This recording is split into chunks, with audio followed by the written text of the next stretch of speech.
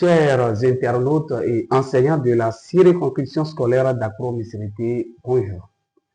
Bienvenue donc sur l'émission L'écho des savoirs. L'écho des savoirs qui est une émission de la CS Accro-Missirité, sur laquelle, bien sûr, cette circonscription scolaire, c'est-à-dire les responsables pédagogiques de la dite CS, abordent les thématiques relatives à l'éducation des enfants.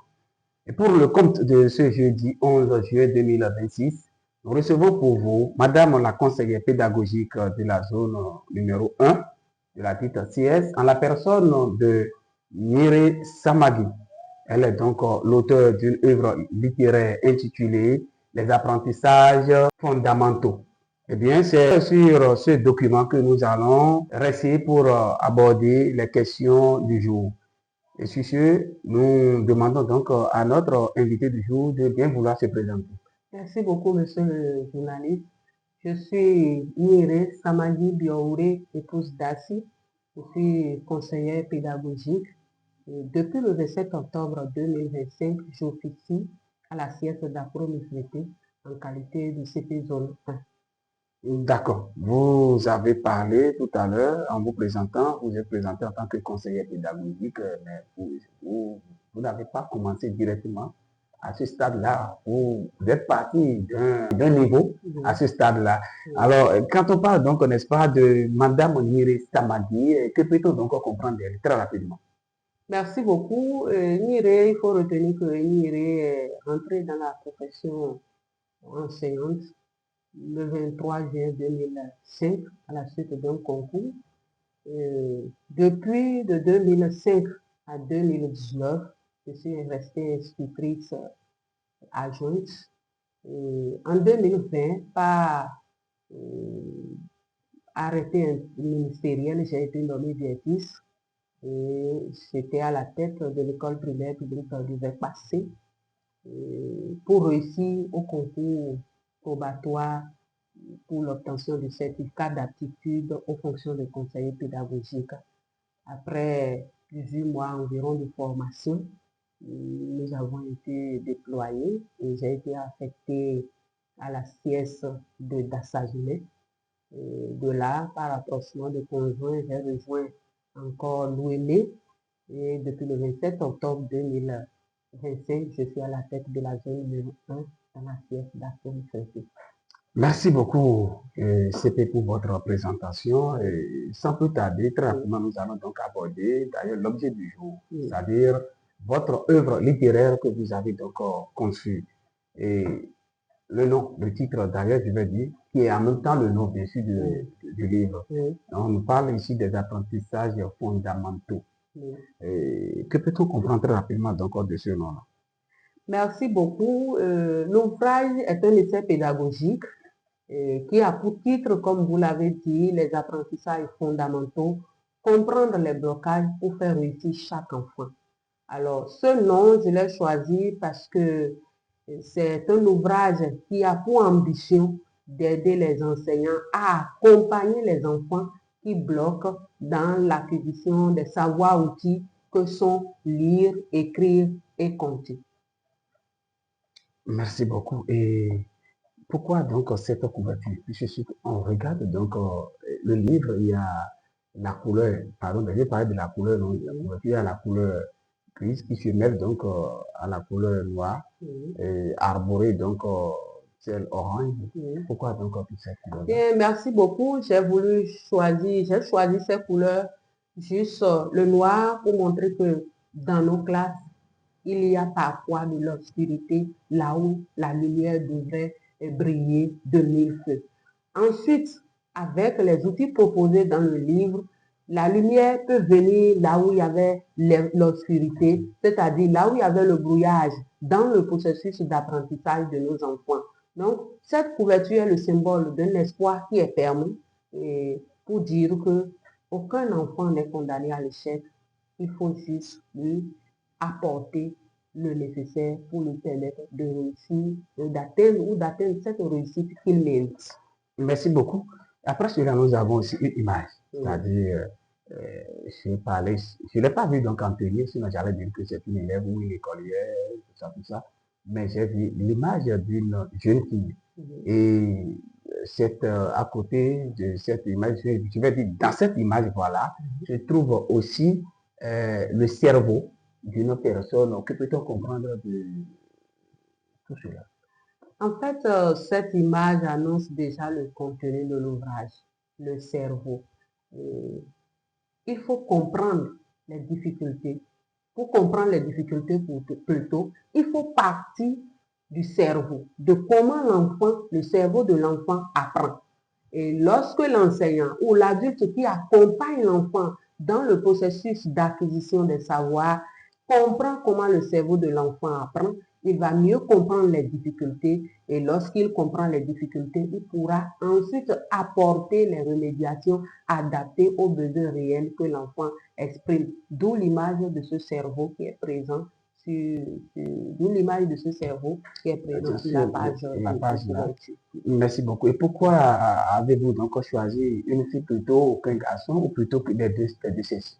Bien, j'ai choisi une fille parce que la femme est porteuse d'espoir et ce livre apporte l'espoir aux enseignants, aux parents, aux conseillers pédagogiques, aux inspecteurs qui parfois font face à des enfants qui leur résistent et qui leur donnent le sentiment d'impuissance face aux murs que ces enfants connaissent dans l'apprentissage. D'accord, nous allons donc aborder le contenu donc, de votre ouvrage. Ce livre est composé donc de combien de parties? Bien, les apprentissages fondamentaux, comprendre les blocages pour accompagner chaque enfant vers la réussite comportent 5 grandes parties. Et la première partie, c'est d'abord comprendre les difficultés. Il vient pour poser un diagnostic des difficultés que nos enfants rencontrent, que les apprenants de nos écoles primaires, publiques comme du privé rencontrent dans leurs premières années de scolarisation. Alors, si nous comprenons ces difficultés, il faut aller maintenant vers les solutions. Donc, la partie 2 plutôt aborde les problèmes liés à la lecture. La lecture. La partie 2 est consacrée aux problèmes liés à la lecture. Et d'ailleurs, nous l'avons intitulé « Quand la lecture bloque ». Alors, quand la lecture bloque, il faut aller au sources. Qu'est-ce qui n'a pas marché? Qu'est-ce qu'on peut voir déjà chez un enfant et dire « Attention, celui-ci bloque devant la lecture ». Donc, nous voyons dans la partie 2 les manifestations des difficultés. Et lorsque nous quittons ces manifestations, il faut aller ensuite vers les solutions. Donc, voilà à peu près la démarche dans laquelle le livre évolue. On identifie les difficultés, on vient étudier les causes et les manifestations de ces difficultés. Ensuite, nous proposons des solutions pour accompagner chaque enfant selon que la difficulté est liée à la fluidité, au décodage et autres.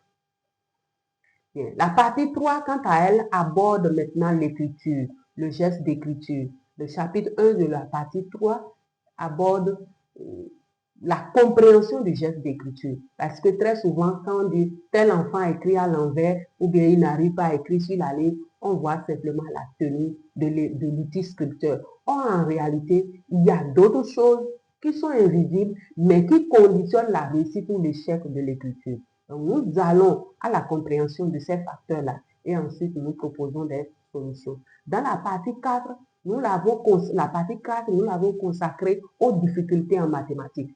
Et là, dans le chapitre 1 de la partie 4, nous avons dit qu'il faut différencier. Un enfant peut réussir en arithmétique et échouer en mesure. Un enfant peut réussir en mesure et échouer en géométrie. Donc, nous avons pris ces 3 composantes-là et l'avons décortiquées pas à pas pour faire comprendre chaque difficulté et ensuite proposer dans le dernier chapitre la méthode pas à pas pour aider les apprenants en mathématiques. Et la dernière partie qui est la plus grande du livre, c'est la partie 5 qui est consacrée au blocage invisible, c'est-à-dire les difficultés que l'enseignant ou le parent ne voit pas à première vue. Et là, nous avons consacré entièrement 7 chapitres et ces 7 chapitres abordent déjà la mémoire, la concentration, les émotions, c'est-à-dire la joie, la peur, ainsi de suite. Et nous avons exposé également les comportements de protection face à l'échec. Quand l'enfant sait que l'activité que l'enseignant me propose je ne suis pas en mesure de l'aborder avec succès, alors il adopte un comportement de protection. Et si nous ne comprenons pas, nous allons passer à côté et traiter l'enfant de paresseux. Nous avons également abordé dans la partie 5 les difficultés liées au comportement d'évitement. Un enfant qui trouve une classe n'est pas forcément un enfant paresseux ou un enfant qui ne veut pas travailler. Parfois, ces comportements viennent pour dire à l'enseignant, en réalité, j'ai besoin de telle méthode, j'ai besoin de telle autre méthode pour vraiment rentrer dans l'apprentissage. Donc, nous avons également abordé ce facteur-là. Et pour finir, nous sommes allés aux solutions face à ces enfants-là. Quelle est la solution qu'il faut adopter? L'enfant qui a l'habitude de dormir, par exemple, au quotidien en classe, chaque jour qu'il vient, il dort. Que peut signifier ce sommeil? Ou l'enfant qui vient en classe et tous les jours, il est calme dans son coin, ce n'est pas forcément qu'il apprend ou qu'il est discipliné. C'est parfois un comportement pour éviter toute difficulté avec l'enseignant. Donc, nous avons décortiqué tout ça là. Et pour finir, nous avons fait des propositions de solutions pour aider chaque enfant selon les besoins exprimés. Donc, voilà en bref l'architecture du livre. Merci beaucoup, Madame la conseillère pédagogique. Pourtant, on est tenté même de dire que ce document est exclusivement réservé, destiné donc aux enseignants. Est-ce cela? C'est la première impression. Mais je voudrais dire que ce n'est pas seulement pour les enseignants. Les enseignants sont les premiers acteurs. Quand on parle d'apprentissage fondamentaux, les enseignants sont les premiers acteurs. Mais au-delà des acteurs, nous avons les parents. Les parents également participent à l'installation, à l'implémentation de ces savoirs fondamentaux.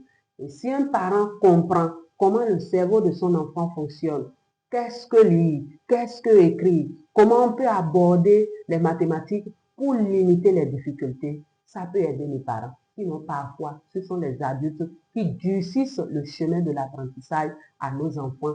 Et puis, à la fin, c'est nous qui revenons pour crier à l'échec. Dites-moi, est-ce que les enseignants, et puisque beaucoup plus, je vais dire que la cible beaucoup plus touchée par donc, la descente de votre document, ce sont les enseignants. Selon moi, hein, Oui. Voilà. Est-ce que ces enseignants ne vont pas peut-être se dire, mais je suis enseignant, j'ai été bien formé par l'État, et puis bon, j'ai tout ce qu'il me faut pour affronter toutes ces difficultés-là. Alors là, qu'est-ce que vous avez donc à leur dire à des gens qui pourraient donc, n'est-ce pas, émettre des pareils propos? Merci beaucoup. D'emblée, je vais dire, l'enseignement, c'est un secteur où on ne finit pas d'apprendre. Et d'ailleurs, quelqu'un dira, si vous cessez d'apprendre, il faut cesser d'enseigner. Nous avons besoin de nous cultiver chaque jour en tant que professionnels, nous remettre en cause. Et ce livre est parti d'un constat sur le terrain. Les enseignants, très souvent nous sommes désarmés face à certains cas d'apprenants où les méthodes traditionnelles, lorsque nous prenons par exemple la lecture, on a la méthode globale et la méthode syllabique. Lorsque nous mettons en œuvre ces méthodes-là, alors qu'on s'est entièrement donné, on a mis tout en œuvre pour faire réussir l'enfant, l'enfant échoue quand même, il peine quand même. Alors on est découragé, on se dit mais pourquoi ça ne marche pas? Ou bien on juge l'enfant, on dit non, celui-là il n'est pas intelligent, il n'est pas fait pour l'école. Donc l'enseignant a besoin d'aller à l'assaut de ces outils qui sont proposés là pour amener même ces enfants que nous jugeons à tort, être en échec, les amener à accéder à la réussite qu'ils méritent. Chaque enfant mérite la réussite en classe. Alors selon vous, il n'y a pas d'enfants paresseux, si on comprend bien. Oui. Est-ce là, on ne dira pas que la CP est en train peut-être, c'est moi qui le demande ainsi, est en train de faire d'enseignants le bouc émissaire de l'éducation? Non, il faut dire que l'objectif du livre, ce n'est pas de juger. Ce n'est pas de juger ni les enseignants, ni les parents, ni les acteurs du système éducatif, mais c'est de leur apporter déjà des outils pour leur permettre d'être beaucoup plus efficaces. Et pour ma part, je pense que les enseignants en ont besoin. Parce que ce livre est inspiré du terrain, des difficultés que les enseignants rencontrent, des difficultés pour lesquelles ils n'ont pas très souvent les solutions et ils n'ont pas très souvent des ressources adéquates, adaptées selon leur contexte, selon leur langage, selon leur vécu. Et ce livre vient combler ce vide-là, vient apporter des solutions, des solutions très terrain, pas des théories pédagogiques, des théories que nous trouvons dans les livres et parfois on ne sait même pas à quoi ça sert. Merci beaucoup, Madame la CP. J'aimerais aussi vous demander si le livre est exclusivement destiné donc aux enseignants ou bien des parents d'élèves aussi pourraient bien l'acquérir. Comme je le disais tantôt, ce livre est pour tous les acteurs qui se sentent concernés par la question de la réussite des apprentissages fondamentaux. Et lire, écrire, compter, c'est des savoirs-outils qui ouvrent la porte du monde des savoirs à nos enfants. Donc, ce livre concerne les parents, les enseignants, les directeurs d'école, les fondés d'école. Il concerne également nous, cadres d'encadrement, parce que ce livre nous permet d'avoir des outils pour mieux accompagner les enseignants. Parfois, nous recevons des enseignants qui nous disent, j'ai telle difficulté, Madame la CP, comment je peux accompagner tel ou tel enfant qui se retrouve dans telle difficulté. Alors, quand nous consultons cette boîte à outils, rapidement, nous pouvons avoir des solutions à proposer aux enseignants. Merci beaucoup, Madame la CP. Je tiens aussi à dire que nombreux sont ces enseignants-là de la CS qui l'ont déjà acquis et en parlent. Et c'est d'ailleurs donc l'écho du livre qui nous a fait venir devant vous pour eh bien, des entretiens à cet effet. Et veuillez donc nous dire si vous avez déjà fait son lancement officiel.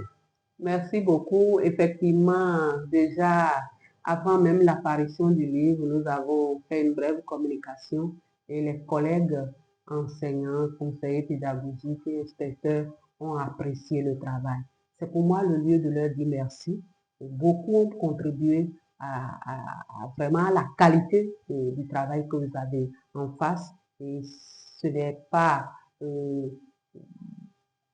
par manque d'envie d'énumérer tous ces acteurs, mais je voudrais globalement leur dire merci et également dire que déjà que le livre est disponible, beaucoup qui avaient fait des précommandes ont été livrés aussitôt.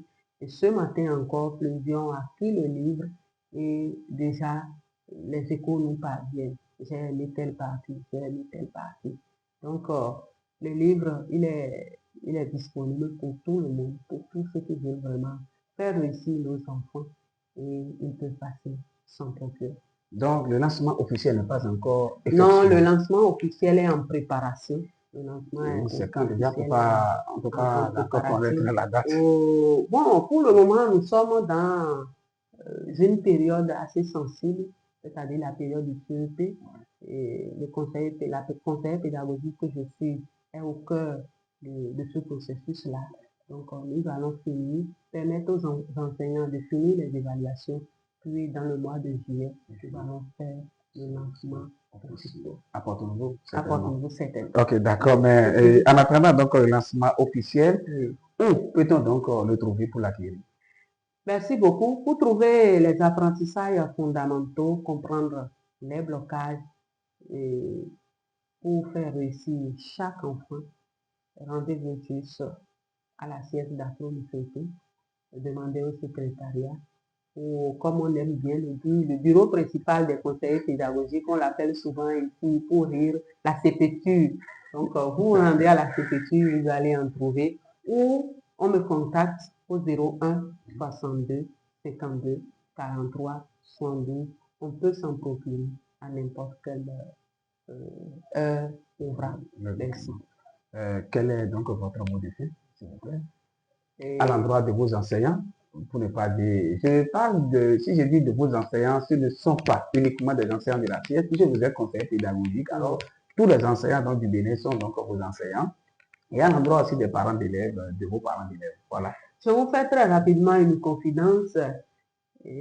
Quand j'ai fait les premières publications de ce livre, ce sont les professeurs de l'université qui m'ont contacté.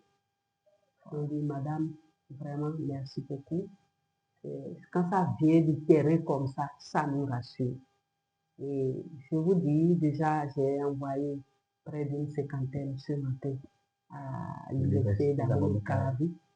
Donc, c'est notre chose, c'est à nous de valoriser notre chose, puis les autres viendront vraiment valoriser. Donc, j'appelle chacun à se procurer ce livre, à le lire et à nous faire des retours. Surtout cela.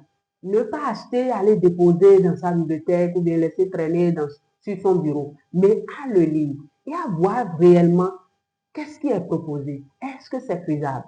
Et nous faire des retours pour une amélioration continue de ce guide de travail. Donc, c'est mon souhait de toujours apprendre. Et pour ceux qui me connaissent, ils savent que je n'aime pas la routine. J'aime toujours innover là où je suis.